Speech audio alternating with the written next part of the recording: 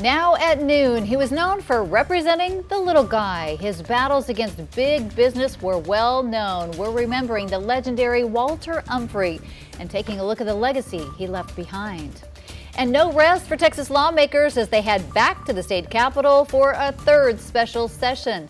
The items Governor Greg Abbott wants lawmakers to take on and when it's set to begin.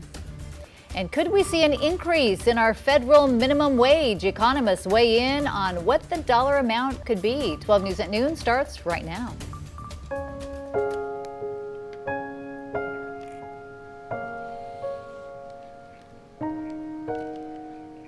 Good afternoon, everybody. Thanks so much for tuning in to 12 News at Noon. I'm Tracy Koenig. Today we are honoring the legal legend, Walter Umphrey. He died yesterday at the age of 85.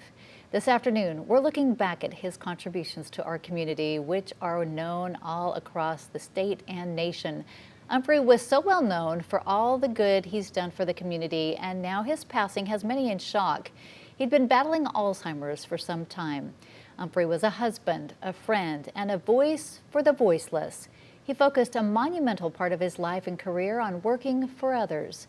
Damon West, an author and speaker here in Southeast Texas, is one of the many people Umphrey helped over the years. In some of his hardest times, West says Umphrey lended a helping hand to him so that he could turn his life around and start over. He says that's just the kind of guy Umphrey was. Umphrey was a servant leader, and that man lived his life in service of so many others. He and his wife, Sheila, of course, did so much for so many people around this area. I mean, the list is endless of how many lives have been helped directly.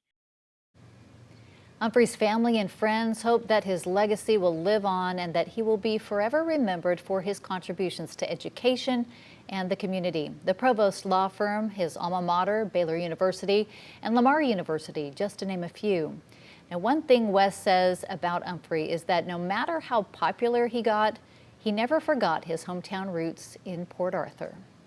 Now, the Southeast Texas attorney was known statewide and nationwide for asbestos and tobacco litigation in 2010.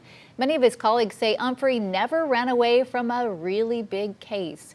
He was a pioneer. He won big-time cases, which included the asbestos litigation in 1998. He represented the state of Texas in that civil suit against the big tobacco industry, and he helped win the state $15.3 billion. As busy as a man he was, he served as a leader, a mentor, and a friend to many of his colleagues. Walter was the most accessible, open person and down to earth. He was so down to earth, even though how successful he's been. I'm not ever going to forget him. But those wins against big business, big tobacco, the insurance industry drew national attention for him. Umphrey never went far, though, from Southeast Texas.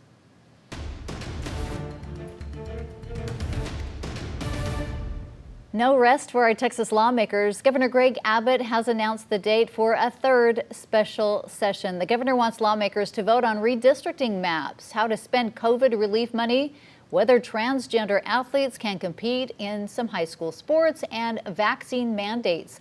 The session, with its packed agenda, will get underway on September 20th. Well, let's take a look outside this afternoon. It's absolutely beautiful. If you haven't stepped out, you need to enjoy it. The sun is shining and the humidity is low, which is a double good thing, Jeff. Nice sunshine and low humidity. That almost never happens here. I know, especially when you live that close to the Gulf of Mexico. It's always humid, yeah. Let's take a look at the humidity levels out there. And typically we see about 60–70% this time of year. Right now we're looking at generally 40 and 50%, a little higher down towards the Gulf, 61 there at Port Arthur, but most areas right around the upper 40s and lower 50s. So feels a little bit comfortable out there, even though temperatures are climbed up close to 90 already. Allergy index heavy on weed and mold. Nothing to talk about as far as grass and tree. Our forecast for the rest of the day calling for highs in the lower 90s. Hot, yes, but the humidity, like we said, not too bad. So a little bit more comfortable than on a typical summer type day. We'll see temperatures back to a 90 at 6 o'clock and then falling off into the upper 70s by 10 o'clock. Expect to see dry conditions all the way through Saturday, and then some rain kicks in, especially next week. We'll have that in your 7-day forecast in just a little bit.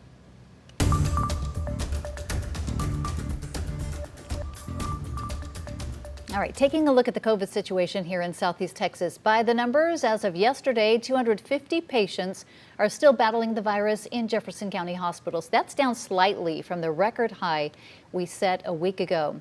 In terms of cases, the region had 58 new cases and 2 new deaths.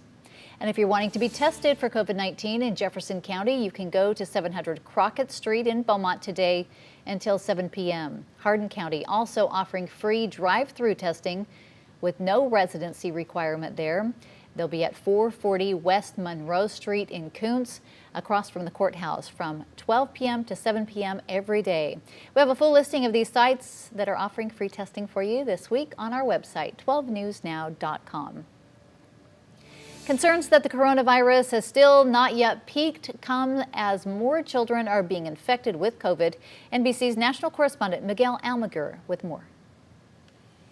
As the country struggles to get the COVID surge fueled by the Delta variant under control, now concerns about the virus mutating yet again. The WHO recently labeled the Mu strain as a variant of interest. It's been found in nearly every state in the U.S., though still far less common than Delta. The WHO has labeled at least 9 different variants as of concern or interest as COVID continues to rage. It's continuously evolving, trying to find the right key, sort of like a locksmith molding a key to break through the gates of our own immune defenses. Some data suggests Mu could be resistant to antibodies or vaccines, though more research is needed. Dr. Fauci says the government doesn't consider the Mu variant an immediate threat, but notes that as long as a significant number of Americans aren't vaccinated, COVID will develop increasingly dangerous variants. As long as the virus keeps circulating like that, you give it the opportunity to mutate, and when it mutates, you can form another variant, which might actually escape the protection of the vaccines. One of the populations most at risk, those who can't get vaccinated, children under 12. Just as more kids head back to the classroom, the number of child COVID cases is skyrocketing across the country. I love you. You're going to be good in school? The American Academy of Pediatrics says last week more than 250,000 children tested positive for the virus. That's more than a quarter of all new cases nationwide. While it appears severe illness is more uncommon in kids, COVID outbreaks have already led to 1,400 school closures in 35 states. Recovery efforts are underway in 9 states that were hit hard by Hurricane Ida. President Biden touring damage in the Northeast, dialing up his message on climate change. Sam Brock has more for us on that. The long road to recovery after Hurricane Ida is being felt by so many in its path from the south. Been through enough. And no help from nobody. To the Northeast. It feels like there's no relief coming. Communities spanning 9 states digging through debris. President Biden toured the damage in New York City, offering comfort, aid, and this message on climate change. The threat is here. It's not going to get any better. The question, can it get worse?